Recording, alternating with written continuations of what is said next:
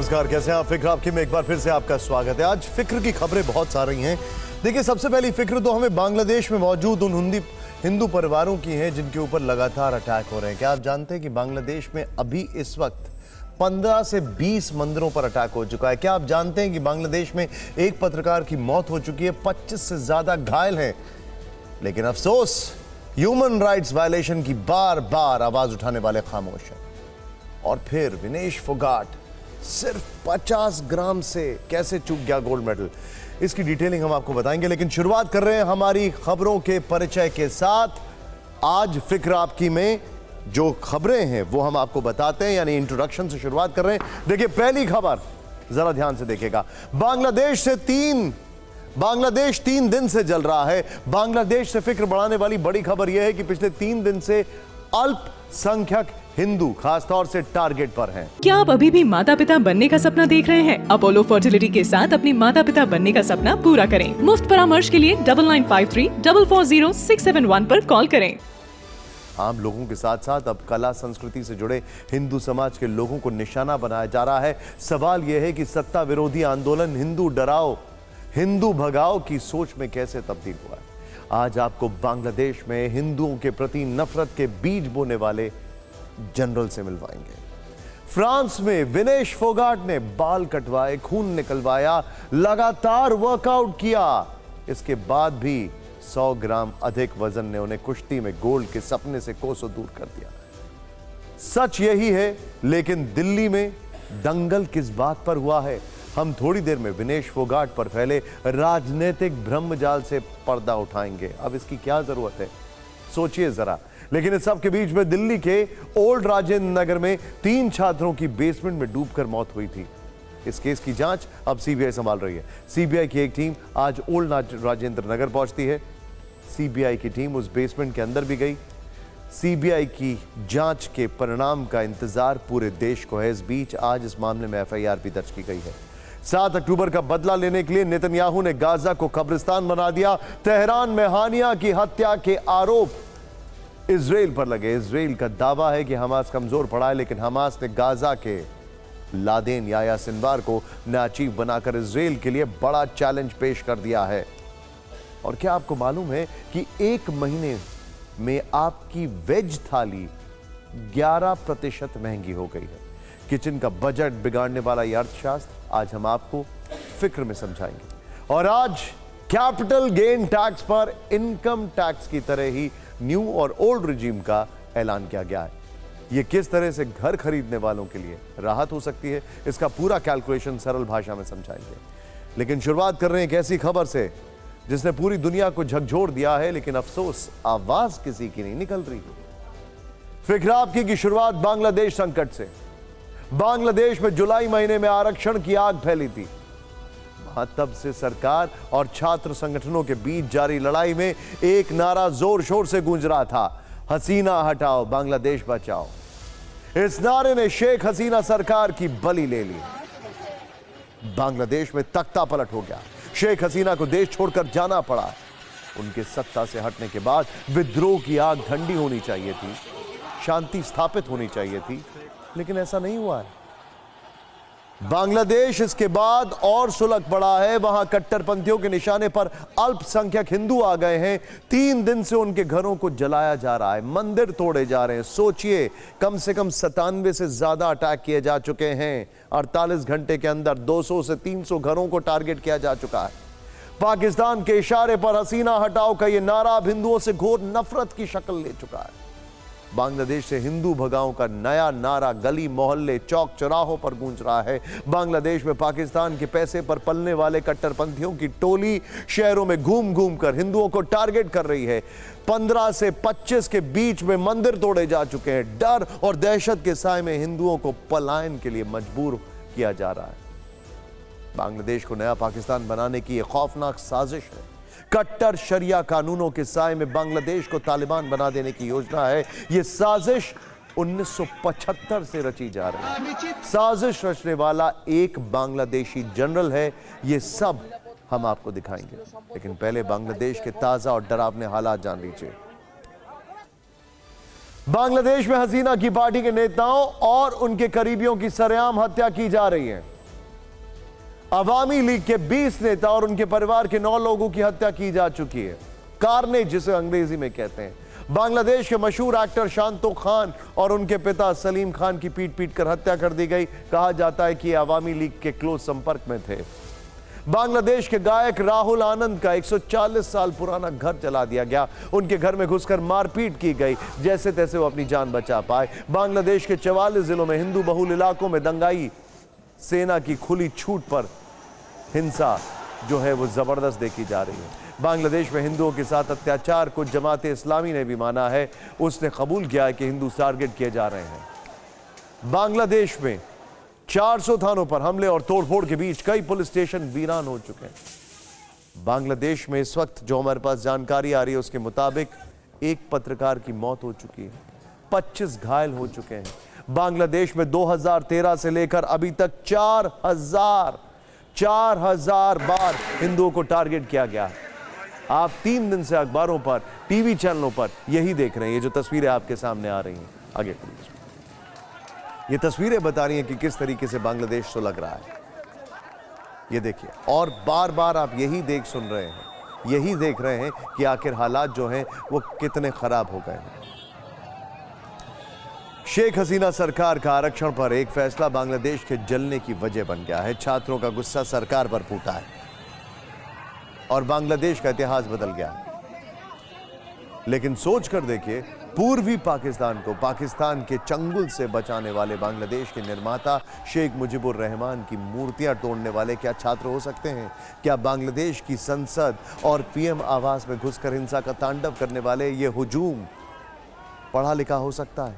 तो इसका जवाब सिर्फ नाम है। और कड़वी सच्चाई यही है कि ये लोग असल में पाकिस्तान की कट्टर यूनिवर्सिटी में ब्रेन वॉश किए हुए कट्टरपंथी हैं। सोचिए, वहां का जो छात्र नेता है वो कहता है ना तो हमें इंटरिम गवर्नमेंट चाहिए, ना हमें वहां पर आर्मी चाहिए, हमें वो सरकार चाहिए जिसका हमने प्रपोजल दिया है। ये डेमोक्रेसी है, ये मोबोक्रेसी है। इनका एक ही मकसद है, बांग्लादेश से सुख शांति के अस्तित्व को मिटा देना। वरना सोचिए, क्या कोई छात्र कला और संस्कृति की भी हत्या कर सकता है? लेकिन बांग्लादेश में ऐसा हो रहा है। आप अपनी टीवी स्क्रीन पर इस वक्त 2 तस्वीरें देख रहे हैं। एक तरफ बांग्लादेश के चर्चित अभिनेता शांतो खान और उनके पिता सलीम खान की तस्वीर है। 5 अगस्त को बांग्लादेश के फर्रुखाबाद में दोनों पिता पुत्र को दंगाइयों ने पीट कर बेरहमी से मार डाला। दूसरी तस्वीर ढाका में हिंदू सिंगर राहुल आनंद की है, जो कट्टरपंथियों के टारगेट पर आ गए। कट्टरपंथियों ने उनके घर पर धावा बोल दिया, घर के अंदर तोड़फोड़ की, घर में रखे फर्नीचर, आईना, कीमती सामान सब कुछ लूट कर ले गए। 140 साल पुराने घर समेत 3000 से ज्यादा हैंडमेड म्यूजिक इंस्ट्रूमेंट्स के कलेक्शन को जलाकर राख कर दिया। सोचिए, ये उस बांग्लादेश का हाल है। चिंताजनक बात मालूम है क्या है? मिसमैनेजमेंट। बांग्लादेश की आबादी कितनी है? करीब 17 करोड़, हिंदू करीब 8%। हमारे उत्तर प्रदेश की आबादी पता है आपको? 24 करोड़। सोचिए, ये कंपैरिजन है। इतना छोटा सा मुल्क इतना मिसमैनेज कैसे हो सकता है?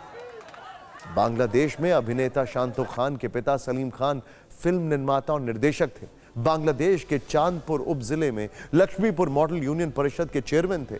सलीम खान भारत की बांग्ला फिल्म इंडस्ट्री टॉलीवुड से जुड़े हुए थे।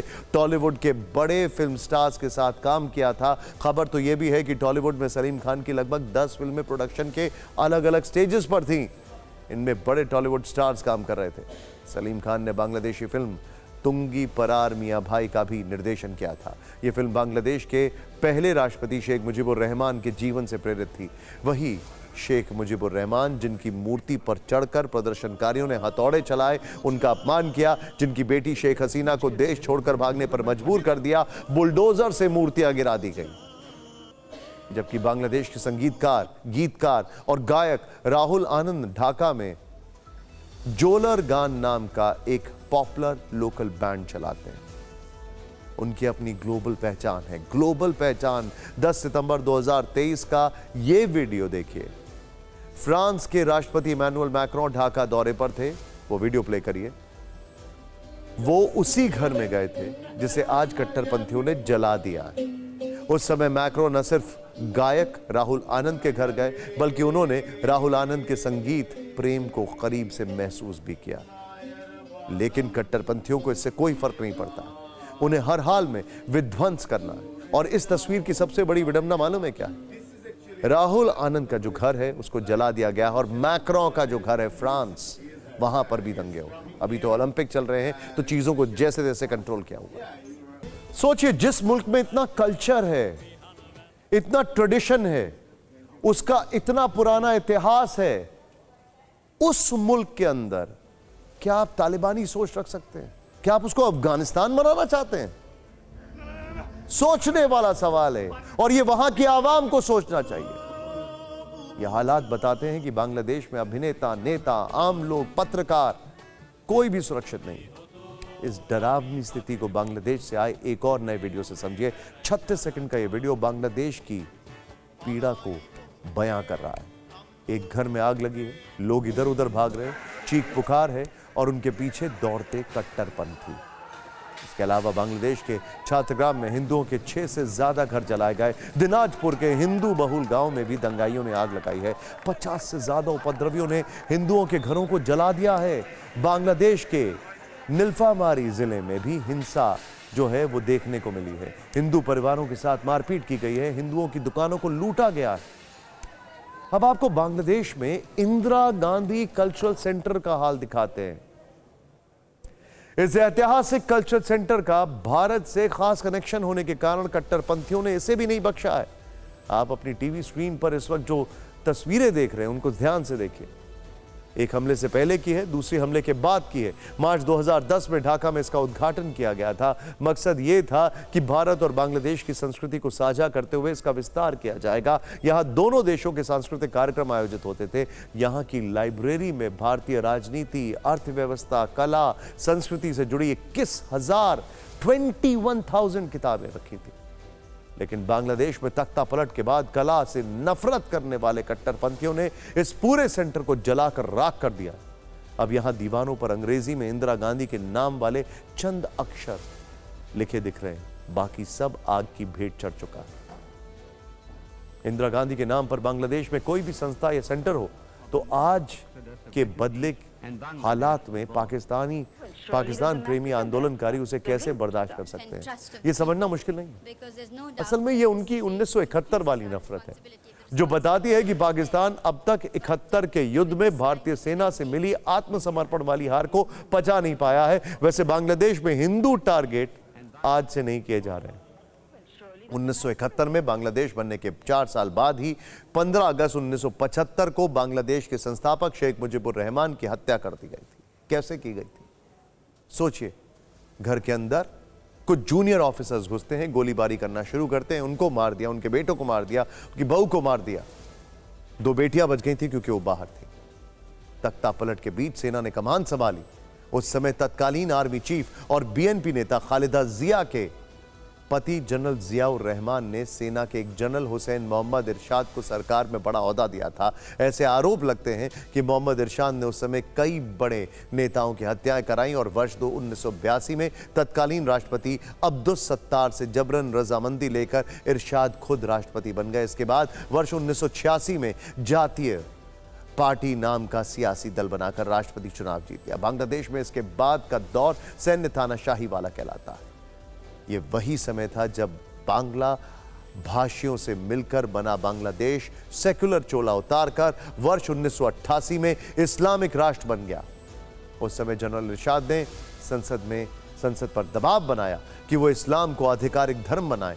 सबसे पहले छुट्टी का दिन बदला गया, रविवार की जगह शुक्रवार को साप्ताहिक अवकाश मनाया गया। यह वही दौर था जब पूर्वी पाकिस्तान के बंटवारे का विरोध करने वाले जमाते इस्लामी को कट्टरता की प्राणवायु मिली। पाकिस्तान में छिप कर रहने वाले जमात के नेता बांग्लादेश लौटकर हिंदुओं के खिलाफ कट्टरता फैलाने लगे। वही जमाते इस्लामी आज बांग्लादेश में हिंदुओं से हिंसा का मास्टरमाइंड बना जा रहा है। लेकिन तब बांग्लादेश भ्रष्टाचार और गरीबी का शिकार हुआ था। बांग्लादेश में वो बदलाव का समय था। आवामी लीग की नेता शेख हसीना और बांग्लादेश नेशनलिस्ट पार्टी की लीडर खालिदा जिया आज तो दुश्मन है, पर उस समय जिगरी दोस्त बन गई थीं और जनरल इरशाद के खिलाफ एकजुट होकर बांग्लादेश की 2 बेगमों ने मुहिम चलाई थी।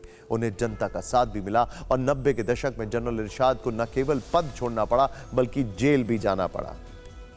यह इकलौता एक्सेप्शन है, वरना बांग्लादेश के ज्यादातर जनरल आराम से रिटायर होते हैं और फिर गोल्फ खेलते हैं। यह इकलौता एक्सेप्शन था।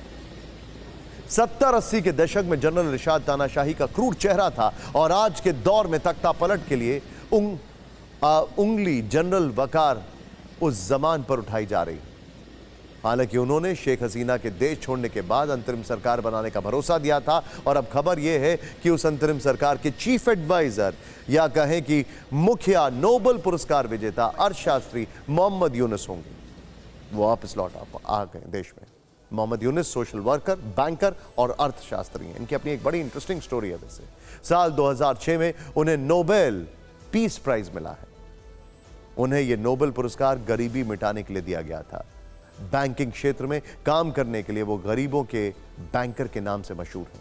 18 फरवरी 2007 को यूनुस ने नागरिक शक्ति नाम से एक राजनीतिक पार्टी भी बनाई थी। आज से 15 साल पहले बांग्लादेश के प्रधानमंत्री पद को ठुकराया था। अब शेख हसीना के बाद उन्हें बांग्लादेश की सत्ता सौंपी गई है। हालांकि बहुत कम लोग ये बात जानते होंगे कि एक वक्त में मोहम्मद यूनुस शेख हसीना के पिता मुजीबुर रहमान के समर्थक थे और जब उन्होंने राजनीति में कदम रखा और नई पार्टी बनाई तो शेख हसीना उन्हें पसंद नहीं करती थी। एक समय ऐसा भी था जब शेख हसीना ने यह तक कह दिया था कि मोहम्मद यूनुस को गंगा में डुबो देना चाहिए। लेकिन समय का फेर देखिए, शेख हसीना बांग्लादेश छोड़कर भारत में है। आगे वो कहां जाएंगी, क्या करेंगी, ये किसी को पता नहीं है। उनकी सियासत लगभग समाप्त हो चुकी है, जबकि मोहम्मद यूनुस अब बांग्लादेश का वर्तमान है और भविष्य है। उनकी सियासत का उदय हो रहा है।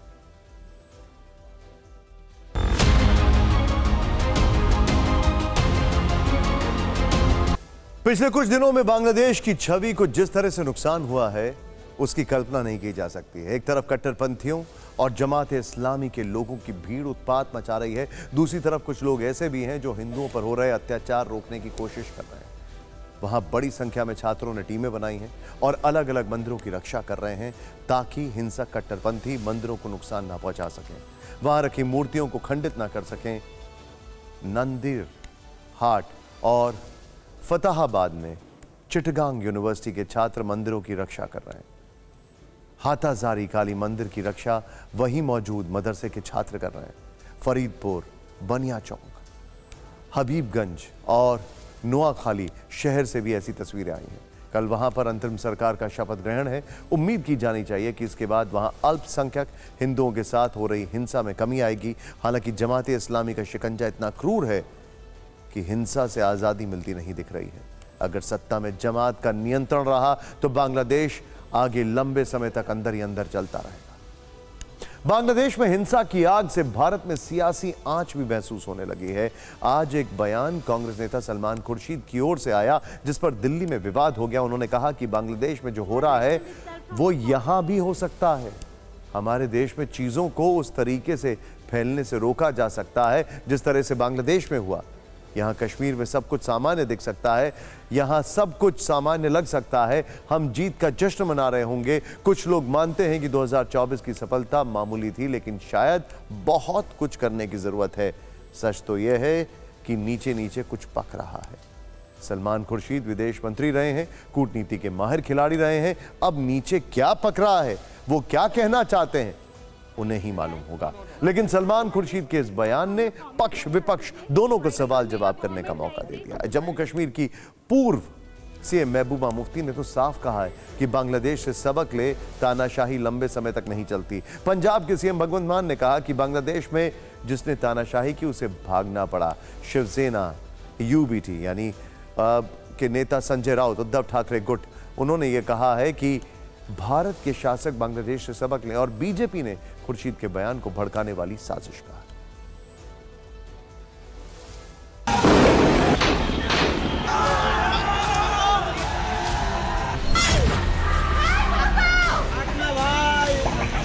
तीन बार लगातार हार देखने के बाद कांग्रेस की मानसिक स्थिति ऐसी है कि वो देश को अराजकता में झोंकना चाहती है। भय और भ्रम फैलाने का काम इनका पुराना है। कांग्रेस के नेता किस तरह की भाषा बोल रहे हैं बांग्लादेश में कि वहाँ पे जो अल्पसंख्यक हिंदू हैं उनके घर जलाए जा रहे हैं, अल्पसंख्यक हिंदू को मारा जा रहा है। सलमान खुर्शीद क्या संदेश देना चाहते हैं कि इस देश में भी अल्पसंख्यकों के साथ यही सब व्यवहार होगा?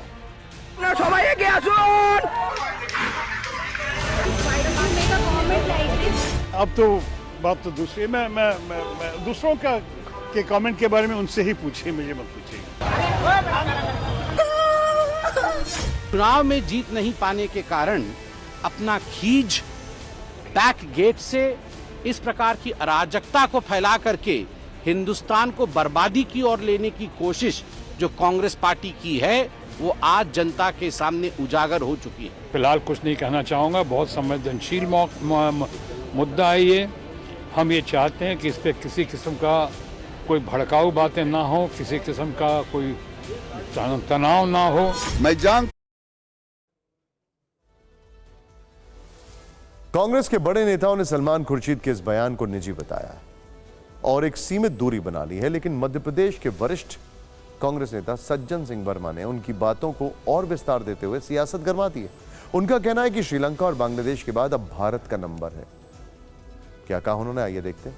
मैं तो सिर्फ इतनी बात कहना चाहता हूँ, 2 दिन से टीवी पे आप देख रहे हो बांग्लादेश की जनता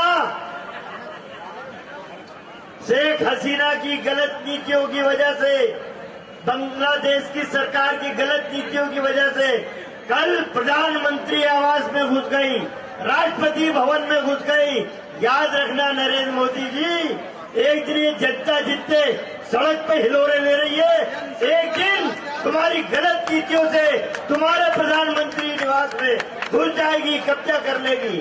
अभी श्रीलंका में हुआ, पहले श्रीलंका में जनता प्रधानमंत्री के घर में घुसी, अब बांग्लादेश में घुसी। अब भारत का नंबर है।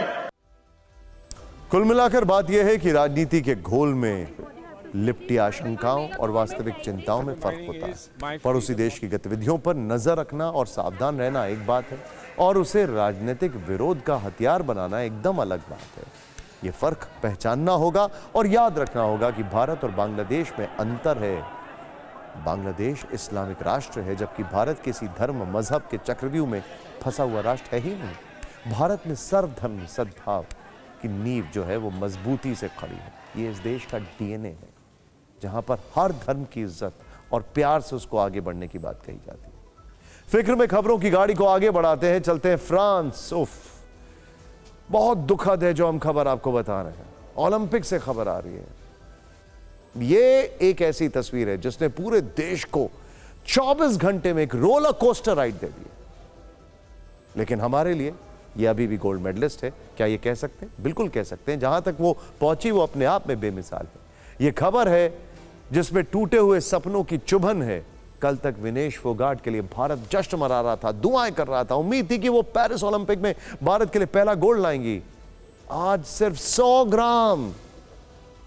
ग्राम के एक्स्ट्रा वजन ने भारत और विनेश दोनों के मेडल वाले सपने को तोड़ दिया। दिल्ली से करीब 6500 किलोमीटर दूर पेरिस से आई इस खबर पर संसद से लेकर आम लोगों के घर, चौक चौराहों और सोशल मीडिया तक पर चर्चा हो रही है। विनेश को मेडल ना मिलने की हताशा और गुस्से में बहुत से लोग ये आरोप लगा रहे हैं कि इसमें कहीं कोई साजिश तो नहीं है।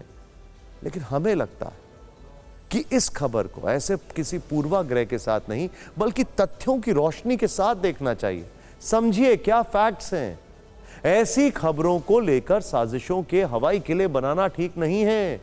विनेश के मेडल वाले सपने को तोड़ने के लिए कौन जिम्मेदार है, इस पर हमने विस्तृत रिपोर्ट तैयार की है, जिसमें आपको खेल से जुड़े नियम और विनेश के साथ हुए बर्ताव की ज्ञानवर्धक जानकारी मिलेगी। लेकिन सबसे पहले यह तस्वीर देखिए। यह तस्वीर देखिए कि जब कोई खिलाड़ी अपना सब कुछ न्यौछावर करके ओलंपिक जैसे गेम्स के फाइनल में पहुंचता है और गोल्ड मेडल से दूर रह जाता है तो वो कैसे बिखर जाता है। ये है वो तस्वीर। ये वायरल हो रही है तस्वीर। बताया जा रहा है कि जब विनेश फोगाट तय से अधिक वजन के कारण फाइनल मुकाबले के लिए डिस्क्वालीफाई हो गई। ये तस्वीर उसके बाद की है। हालांकि बाद में उन्हें तबीयत बिगड़ने पर अस्पताल में भर्ती कराया गया। जो पीटी उषा के साथ मुलाकात की तस्वीरें वो भी दिखाइए। फिलहाल उनकी तबीयत ठीक है, ये देखिए मुस्कुरा रही हैं, पीटी उषा उनके साथ खड़ी हुई हैं और अभी तक सब ठीक दिख रहा है सेहत में। हम दुआ करते हैं वो स्वस्थ रहें। अब ये समझते हैं कि आखिर हुआ क्या। अब जरा ध्यान से देखिएगा। देखिए, विनेश फोगाट ओलंपिक में 50 किलोग्राम फ्री स्टाइल कैटेगरी के फाइनल में पहुंची थी। कल सेमीफाइनल में जीत के बाद आज सुबह विनेश फोगाट का मुकाबला अमेरिका की रेसलर से होना था। देखिए, एक फैक्ट मैं आपको बताता हूं, 2017 तक रेसलिंग के मुकाबले एक ही दिन में हो जाते थे फाइनल तक, लेकिन 2017 के बाद से रूल चेंज हुआ। 2 दिन लगते हैं रेसलिंग के मुकाबले पूरे करने में। नियम के मुताबिक विनेश फोगाट का वजन 50 किलोग्राम के अंदर होना चाहिए था, क्योंकि वो 50 किलोग्राम की कैटेगरी में लड़ रही थी। इससे पहले वो 53 किलोग्राम या उससे ऊपर वाली कैटेगरी में लड़ती थी, ऐसी खबरें हैं, लेकिन अभी ओलंपिक में 50 किलोग्राम की कैटेगरी में थी। नियम के मुताबिक मैच से एक दिन पहले और मैच के दिन रेसलर का वजन किया जाता है। इसमें क्या होता है, देखिए, आधा घंटा दिया जाता है पहले दिन रेसलर को। तराजू पर जाएं, अपना वजन ले लें, जितनी बार जा सकते हैं अपना वजन ले लें, और वो 50 किलोग्राम कैटेगरी है तो उससे कम होना चाहिए या एग्जैक्टली उतना होना चाहिए। अगर एक दिन पहले रेसलर का वजन ज्यादा होता है तो उसे अगले दिन मैच से पहले तक अपना वजन तय सीमा तक कम करना होता है। 2 दिन, मतलब 2 दिन होता है मैचेस, तो दोनों दिन आपको मिलते हैं। मैच से एक दिन पहले विनेश फोगाट का वजन किया गया तो वो 2 किलोग्राम ज्यादा यानी 52 किलोग्राम निकला। 50 किलोग्राम में वो रेसलिंग कर रही हैं और वजन है 52 किलोग्राम। यहां से विनेश फोगाट और पूरी टीम की चिंता बढ़ गई, जो कि नेचुरल है, लेकिन विनेश के पास एक रात का वक्त था। वो अपना वजन कम करने की कोशिश में जी जान से जुट जाती हैं। आपको याद होगा मैरी कॉम, हमारी बॉक्सर, वो पोलैंड में मुकाबले के लिए गई थी। उनका वजन ज्यादा था, उन्होंने 4 घंटे में 2 किलो वजन किया। 1 घंटा नॉन स्टॉप स्किपिंग करती रही वो। स्पोर्ट्स स्टार से बातचीत में भारतीय दल के एक सदस्य ने बताया कि कल सेमीफाइनल मुकाबले से पहले विनेश का वजन 49.9 केजीज था। अब सोचिए, उनका वजन 57 किलोग्राम के रेंज में रहता है यूजुअली। उन्होंने इसे 50 किलो के अंदर लाने के लिए काफी प्रयास किया। लगातार दूसरे दिन वजन को 50 किलोग्राम के अंदर रखना मुश्किल होता है। उन्होंने काफी मेहनत की। उन्होंने जैसे ही थोड़ा सा खाना खाया, उनका वजन बढ़कर 53 किलोग्राम हो गया। देर रात उनका वजन 52 किलो 700 ग्राम था। इसके बाद से उन्होंने ना कुछ खाया ना पिया। वजन कम करने के लिए वो सोई भी नहीं, पूरी रात भाप स्नान किया। इसके बावजूद उनका वजन 50 किलो 100 ग्राम तक पहुंच गया। 100 ग्राम ज्यादा था। वजन कम करने के लिए विनेश फोगाट ने रात भर स्किपिंग की, अपने शरीर से खून निकलवाया। उन्होंने पानी भी नहीं पिया। स्पोर्ट्स स्टार की रिपोर्ट के मुताबिक विनेश फोगाट ने अपना वजन कम करने के लिए बाल और नाखून तक कटा लिए, लेकिन आज फाइनल से पहले जब फिर से उनका वजन हुआ तो वो 50 किलो 100 ग्राम था। यह भी तय सीमा से 100 ग्राम ज्यादा था।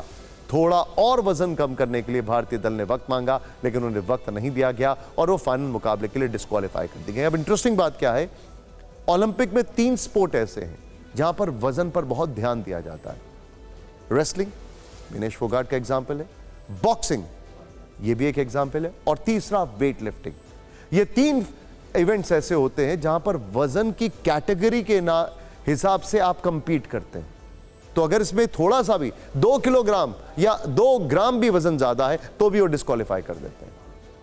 ये बहुत सख्त फैसले होते हैं। इस फैसले के बाद विनेश फोगाट और भारत का गोल्ड का सपना टूट गया है। एक तरफ विनेश का सपना टूटा तो दूसरी तरफ जिन्हें इन खेलों के बारे में शायद ही पुख्ता जानकारी हो, उन्होंने इस पर राजनीति शुरू कर दी है। नियम जाने बिना यह कहना शुरू कर दिया है कि षड्यंत्र हुआ है। संसद में हंगामा शुरू हो गया। नेता माइक और कैमरे के सामने बयान देने लगे। कुछ नेताओं ने तो इसकी जांच की मांग भी कर दी, मतलब वर्बल रेसलिंग शुरू कर दी है। जबकि कुछ नेता इसे लोकल पॉलिटिक्स के लेंस से देखने लगे। नेताओं के पॉलिटिकल बयान सुनेंगे, लेकिन उससे पहले भारतीय ओलंपिक दल का बयान सुनते हैं कि वहां हुआ क्या था।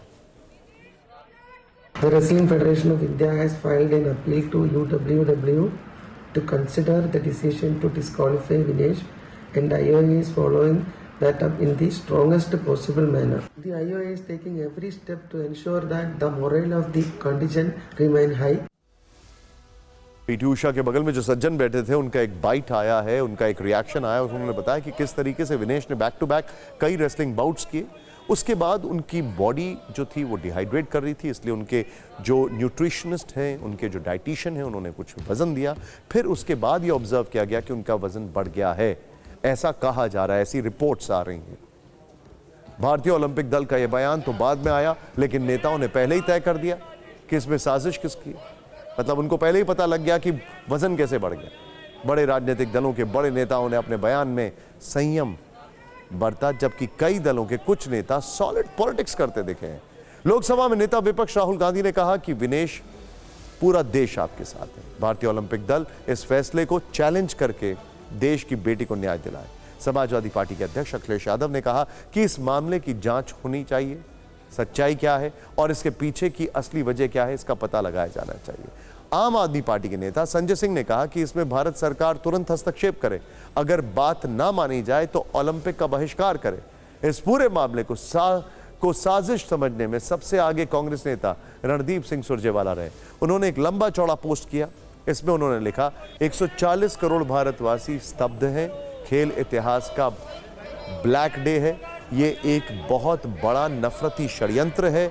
उन्होंने सवाल किया कि कौन है जिसने विनेश फोगाट की जीत हजम नहीं हुई, किसने हरियाणा और देश की बेटी की पीठ में छुरा घोंपा, किसने किया ताकत का बेजा इस्तेमाल, किसका चेहरा बचाने की हुई कोशिश। साफ है कि कांग्रेस बीजेपी पर राजनीतिक हमले कर रही है। विपक्ष के इन हमलों के बीच पीएम मोदी ने भारतीय ओलंपिक दल से बातचीत की है, पहले पूरी जानकारी ली, फिर उन्होंने विनेश फोगाट के लिए सोशल मीडिया पर लिखा, विनेश आप चैंपियनों में चैंपियन हो, आप भारत का गौरव हो और हर भारतीय के लिए प्रेरणा स्रोत हो। उन्होंने आगे लिखा, आज के झटके से दुख पहुंचा है, काश शब्दों में बता पाता कि इस समय कितना मायूस हूं, लेकिन मुझे पता है कि आप फिर वापसी करोगे। अब यहां पे इंटरेस्टिंग बात क्या है, विनेश का ये 3rd ओलंपिक है, 3rd, और वो यहां तक पहुंची, ये बहुत बड़ा अचीवमेंट। प्रधानमंत्री के अलावा गृह मंत्री और सरकार के बड़े मंत्रियों ने विनेश की तारीफ की, सोशल मीडिया पर पोस्ट लिखा। विपक्ष की मांग पर खेल मंत्री ने संसद में बयान दिया, लेकिन विपक्ष अपने आरोपों पर कायम है। वो कह रहा है कि विनेश के साथ साजिश हुई है।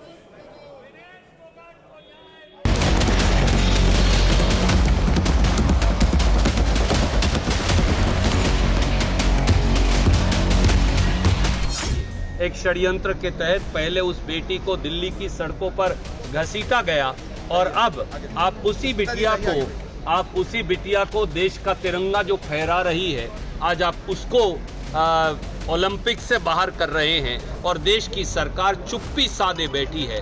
ये एक गहरे षड्यंत्र की ओर इशारा करता है। ऐड में बोलते हैं मोदी जी ने यूक्रेन का युद्ध रुकवा दिया। मैं चाहता हूँ ये क्यों नहीं रुकवाया, ये बेइंसाफी जो हुई है हमारी लड़की के साथ, रुकवानी चाहिए थी। स्ट्रॉन्ग जो है वो विरोध करना चाहिए था। विनेश फोगाट के साथ बहुत बड़ी साजिश हुई है। जो भूमिका उस समय भारत की सरकार को तुरंत उठाने की आवश्यकता थी या हमारे खेल एसोसिएशन को उठाने की आवश्यकता थी, वो भी नहीं उठाई गई, ये इसकी जानकारी मिल रही है।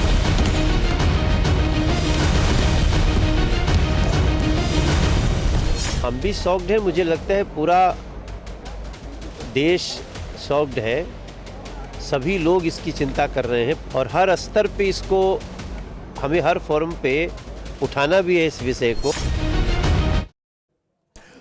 दरअसल विनेश फोगाट के अयोग्य होने की आड़ में यह दिखाने की कोशिश हो रही है कि इस साजिश में भारतीय ओलंपिक दल भी शामिल है। कल जैसे ही विनेश फाइनल में पहुंची, देश के कुछ नेताओं और सोशल मीडिया के कुछ चैंपियनों ने इस तरह से नैरेटिव चलाया जैसे विनेश ने रेसलिंग रिंग में किसी पहलवान को नहीं बल्कि सत्ता पक्ष के किसी नेता को हरा दिया है, जबकि तथ्य यह है कि ओलंपिक दल पूरी तरह से इस मुद्दे पर विनेश फोगाट के साथ रहा है। गगन नारंग, दिनशॉ पारदीवाला, विनेश फोगाट के पति, फिजियो, मेडिकल स्टाफ सब साथ रहे हैं। IOA अधिकारी पूरी रात उनका वजन कम करने के लिए काम करते रहे। डॉक्टर पारदीवाला ने यहां तक कहा कि हम उनकी जान को खतरे में नहीं डाल सकते। दरअसल भारतीय कुश्ती दल के खिलाफ विनेश फोगाट के पुराने आंदोलन को विपक्ष के कुछ नेता मौके के रूप में देख रहे हैं। वो ये लेबल करने की कोशिश कर रहे हैं कि विनेश को अयोग्य ठहराने की साजिश में भारतीय कुश्ती दल भी शामिल है। इससे हमारे कुछ नेताओं को भले ही तत्कालीन फायदा पहुंच जाए, लेकिन खेल पर इस तरह की राजनीति करना एक भूल होगी। ये खेल भावना के खिलाफ है। इस सब के बीच तथ्य यह भी है कि विनेश फोगाट अब ओलंपिक से बाहर हो चुकी हैं। देश और देश के खेल प्रेमियों के अलावा विनेश के ओलंपिक से बाहर होने का सबसे बड़ा दुख उनके परिवार को है। कल विनेश फोगाट अपनी मां से कह रही थी कि वो गोल्ड लेकर आएंगी, लेकिन आज विनेश और उनके परिवार का सपना टूट गया।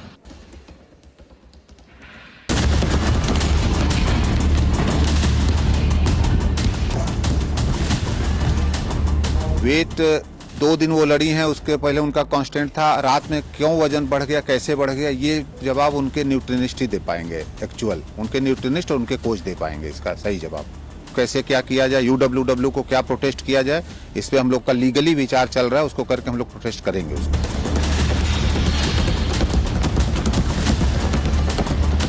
रूल के जो बना रखा, क्या रूल बना रखा है, छूट दे रखी है कि नहीं छोड़ते वजन की, तो जो आगे जो खिला के जो कुश्ती के जो वहाँ जो वहाँ फैसला लेंगे इसके बारे में, वो तो ना कोई सरकार कर सकती, सिर्फ वही कर सकते हैं। 100 ग्राम के बाल होंगे कम से कम 200 ग्राम के बाल है। बाल कटवा दे तो 100 ग्राम पूरा वजन हो जाएगा। लेकिन हमें इसमें कुछ न कुछ बदबू आ रही है, बू बू बू।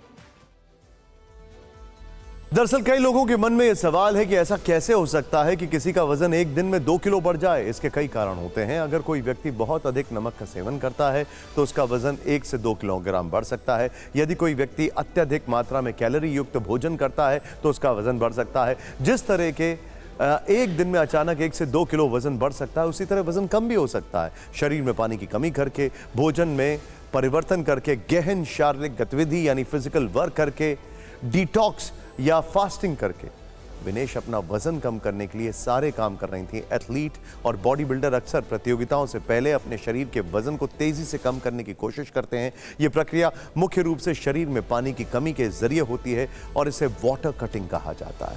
उदाहरण के तौर पर UFC फाइटर डैरेन टिल ने एक बार यह दावा किया कि उन्होंने एक फाइट से पहले 24 घंटे के अंदर 8 किलोग्राम वजन कम किया। यह भारी वजन कमी मुख्यतः डिहाइड्रेशन के माध्यम से होती है, जिसमें वे पानी पीना बंद कर देते हैं, पसीना बहाने वाली गतिविधियां करते हैं और कभी कभी भाप स्नान भी का भी उपयोग करते हैं। लेकिन यह खतरनाक और कई मामलों में जानलेवा भी हो सकता है। वैसे इस पूरे मामले में एक तथ्य यह भी है कि विनेश फोगाट 53 किलोग्राम की स्वाभाविक रेसलर। अब ये ध्यान से देखिएगा, ओलंपिक में क्वालिफाई करने के लिए उन्होंने 53 किलोग्राम और 50 किलोग्राम कैटेगरी में हिस्सा लिया था, लेकिन 53 किलोग्राम में वो क्वालिफाई नहीं कर पाई थी। हालांकि 50 किलोग्राम कैटेगरी में वो क्वालिफाई कर गई। इसके बाद उनके लिए 50 किलोग्राम का वजन मेंटेन करना एक चैलेंज था और इसी चैलेंज के कारण वो फाइनल नहीं खेल पाई। इस बीच विनेश फोगाट की बहन और भारत के लिए कई मेडल जीतने वाली बबीता फोगाट ने TV9 से बातचीत में कहा है कि विनेश के लिए अपने दिल की बात उन्होंने कहते हुए कहा कि वो भावुक हो गई और कहा कि हमें उस पर फख्र है। एक एथलीट के तौर पर, क्योंकि ऑलरेडी खिलाड़ी के बॉडी जो है वो इतनी मस्कुलर होती हैं, उसके कहीं फैट भी नहीं होता है और फैट आपकी बॉडी में नहीं है, आपने ऑलरेडी वेट कम किया है और उस स्थिति में जब 100 ग्राम की बात आती है तो मुझे ऐसा पता है कि खिलाड़ी एक घूंट पानी के लिए तरस जाता है, ऐसी स्थिति में होता है। तो हम उस चीज़ का कंपैरिजन कर ही नहीं सकते, आप उस चीज़ को महसूस कर ही नहीं सकते अगर आप एक एथलीट नहीं हैं। इस चीज़ को एक एथलीट ही महसूस कर सकता है जिसने वेट लूज किया हो और जिसने इस जगह पे पहुंचकर और इतना प्रयास करके और जब वो डिस्क्वालीफाई हो जाता है तो मैं मानती हूँ उसके जीवन का मुझे लगता है कभी ना भूलने वाला क्षण होता है। आप इमोशनल भी हो गई हैं, मैं देख रही हूँ आपकी आंखें भर गई हैं, आपकी बहन भी आपको सुन रही होगी। एक्चुअली मुझे पता है एक एथलीट का जीवन कैसे होता है और इसलिए मैं मानती हूँ कि उन्होंने अपना प्रयास किया है और हम सब लोग एक गोल्ड की उम्मीद लगाए बैठे थे, किसी ने नहीं सोचा था ऐसा हो, लेकिन दुर्भाग्य है कि ऐसा हुआ है। अब इसको वो कहते हैं कि अभिमान कहीं या अभिशाप, कुछ कह नहीं सकते। विनेश के पास गोल्ड मेडल से भी ज्यादा खूबसूरत चीज है, वो है गोल्डन हार्ट जो उन्होंने दिखाया है ओलंपिक में। हम सैल्यूट करते हैं उसको। ओलंपिक बहुत बड़ा मंच है, वहां नियम सख्त हैं। 100 ग्राम वजन आपको सुनने में मामूली लग रहा है, लेकिन ओलंपिक के मानकों पर जो गलत है उस पर कुछ नहीं हो सकता है। हैरान करने वाली बात यह है कि विनेश फोगाट का वजन 100 ग्राम कैसे बढ़ा? क्या कोच और सपोर्ट स्टाफ से कोई चूक हुई? क्या वजन घटाने में विज्ञान समझने में भूल हुई? ओलंपिक जैसे बड़े प्लेटफॉर्म पर वजन का मैनेजमेंट फेल कैसे हो सकता है? वो अमेरिकन रेसलर जो सामने थी विनेश का, उसके साथ ऐसा क्यों नहीं हुआ? इन सवालों पर विनेश फोगाट, उनके सपोर्ट स्टाफ और भारतीय ओलंपिक दल को जरूर विचार करना चाहिए। लेकिन अब बात बजट से जुड़े उस फैसले की जिसे लेकर मोदी सरकार को 15 दिन में बैकफुट पर आना पड़ा है। 23 जुलाई को पेश हुए बजट में आपने कैपिटल गेन टैक्स की चर्चा खूब सुनी होगी। इसी स्टूडियो में हमने इसको लेकर बहुत सारे सवाल जवाब रखे थे। कैपिटल गेन टैक्स, जिसे long term capital gain tax भी कहते हैं, जो आपके मुनाफे पर लगने वाला टैक्स है, सरकार ने इस टैक्स में कटौती की, लेकिन फिर भी विरोध शुरू हो गया। ऐसा क्यों हुआ, ये जानने से पहले इस टैक्स में बदलाव वाली लेटेस्ट खबर आपको बताते हैं। वित्त मंत्री निर्मला सीतारमण ने लोकसभा में वित्त विधेयक में एक संशोधन पेश किया। संशोधन के तहत आपके पास अब नए और पुराने दोनों तरह के कैपिटल गेन टैक्स सिस्टम में किसी एक को चुनने का विकल्प दिया है। यानी आप चाहें तो 12.5% की नई दर से टैक्स चुकाएं या 20% वाला पुराना टैक्स विकल्प चुन लें। लेकिन अगर आप, अब देखिए यहां पर एक हुक है, अगर आप 12.5% की नई दर से टैक्स देंगे तो इंडेक्सेशन वाली छूट नहीं मिलेगी। ये है गड़बड़। अगर 20% वाला विकल्प चुनेंगे तो आपको ये छूट मिल जाएगी, लेकिन ये विकल्प उन्हीं लोगों को मिलेगा जिन्होंने प्रॉपर्टी 23 जुलाई 2024 से पहले खरीदी और आगे बेचने के बारे में सोच रहे हैं। लेकिन अगर प्रॉपर्टी 23 जुलाई 2024 के बाद खरीदी गई है तो एक ही विकल्प होगा और वो है 12.5%, 12.5% टैक्स, बिना किसी इंडेक्सेशन वाले बेनिफिट के। बजट 2024 के में सरकार ने long term capital gain tax 20% से घटाकर 12.5% तो कर दिया, लेकिन इंडेक्सेशन बेनिफिट को हटा दिया। अब ये क्या है? बजट वाले दिन से ही सरकार की इस घोषणा का सबसे ज्यादा विरोध हो रहा है। खासतौर से रियल एस्टेट सेक्टर को ज्यादा फिक्र हो रही थी, इसका नेगेटिव असर पड़ने की संभावना जताई जा रही थी। बजट वाले दिन जब पूरी कैलकुलेशन की गई तो पता चला कि प्रॉपर्टी में निवेश करने वालों की जेब सीक्रेट दरवाजे से काट ली गई। बहुत से लोगों के लिए उस दिन की स्थिति और आज की स्थिति में ज्यादा बदलाव नहीं होगा, लेकिन फिर भी एक बार पूरा कैलकुलेशन समझ लीजिए। हमारी टीम ने बड़ा अच्छा डिटेल तैयार किया है। दरअसल सरकार ने कैपिटल गेन टैक्स कम तो किया, लेकिन प्रॉपर्टी की सेल पर मिलने वाले इंडेक्सेशन बेनिफिट को हटा दिया। इंडेक्सेशन में किसी अवधि में महंगाई के हिसाब से प्रॉपर्टी की कीमत तय होती, जिसे कॉस्ट इन्फ्लेशन इंडेक्स कहते हैं। इसे आप ऐसे समझ सकते हैं कि आपने 50 लाख में 10 साल पहले कोई घर खरीदा, लेकिन महंगाई के हिसाब से इसकी कीमत मान लीजिए आज की तारीख में 64 लाख तय की गई और आपने इस प्रॉपर्टी को 70 लाख में बेचा।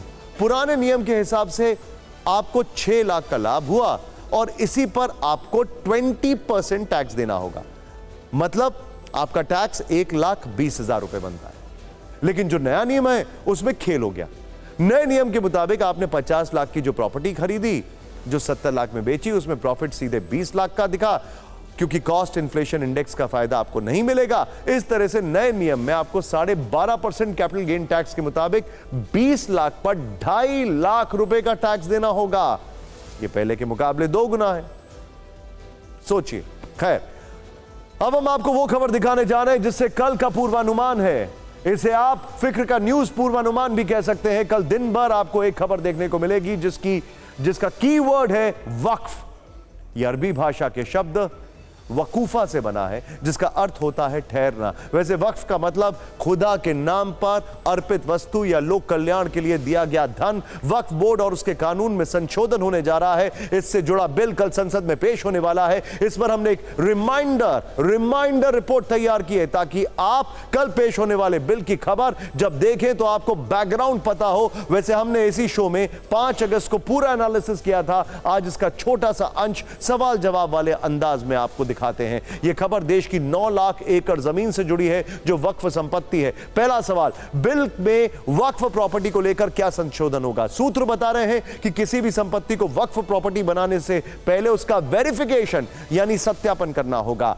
दूसरा सवाल, क्या वक्फ की संपत्ति को रजिस्टर करवाना होगा? इसका जवाब है हां, वक्फ अपनी संपत्ति डीएम के दफ्तर में रजिस्टर्ड करवानी होगी। तीसरा सवाल, क्या मुस्लिम देशों में वक्फ से जुड़ा कोई कानून है? इसका जवाब है सऊदी अरब, ओमान, तुर्की, मिस्र और इराक जैसे मुस्लिम देशों में वक्फ बोर्ड या वक्फ कानून नहीं है। सवाल, क्या कोई गैर मुस्लिम वक्फ बना सकता है? सोचिए, जवाब है नहीं, लेकिन अगर वो इस्लाम कबूल कर ले तो वो ऐसा कर सकता है। क्या निजी संपत्ति को वक्फ की प्रॉपर्टी घोषित किया जा सकता है? जवाब है हां, जैसे तमिलनाडु के तिरुचेन्नदुरई में राजगोपाल नाम के व्यक्ति की 1.2 एकड़ जमीन वक्फ घोषित कर दी गई है, जबकि उनके कागजात में ऐसा कोई जिक्र नहीं है। इसके बावजूद ऐसी स्थिति में जमीन बेचने के लिए उनको वक्फ बोर्ड से एनओसी लेना अनिवार्य है। क्या किसी सार्वजनिक पार्क को वक्फ घोषित किया जा सकता है? इसका जवाब भी हां में है। उदाहरण के तौर पर उत्तर प्रदेश में चंद्रशेखर आजाद के नाम पर जो पार्क था उसे मस्जिद और मजार की जमीन बता दिया गया। क्या सरकारी इमारत को वक्फ घोषित किया जा सकता है? इसका जवाब भी हां में है। सूरत नगर निगम के मुख्यालय को वक्फ प्रॉपर्टी घोषित कर दिया गया था। अगर वक्फ बोर्ड ने आपकी संपत्ति को वक्फ बता दिया तो क्या आप कोर्ट जा सकते हैं? जवाब है नहीं, क्योंकि ऐसे मामले सिविल कोर्ट के अधिकार क्षेत्र से बाहर कर दिए गए हैं। ऐसी स्थिति में आपके पास सिर्फ वक्फ ट्राइब्यूनल में जाने का विकल्प बचता है। तो ये थी हमारी एक रिमाइंडर रिपोर्ट।